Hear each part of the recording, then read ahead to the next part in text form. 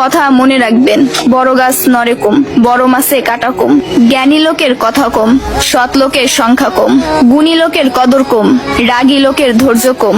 নিষ্ঠুর লোকের মায়া কম, শিশুদের হিংসা কম। সৎ লোকের বন্ধু কম, নিঃশ্বাসের বিশ্বাস কম। টাকার গরম, ক্ষমতার দাপট, সম্পত্তির অহংকার, রূপের বড়াই, এগুলা রাখবে কই? আমার জানা মতে কাফনের তো কোনো পকেট হয় না।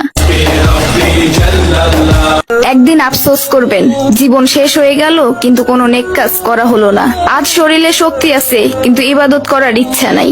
এমন একদিন আসবে সামনে, ইবাদত করার ইচ্ছা হবে কিন্তু শরীরে কোনো শক্তি থাকবে না, একটা সেজদা দেওয়ার ক্ষমতা থাকবে না। এখনো সময় আছে, তওবা করে ফিরে আসুন।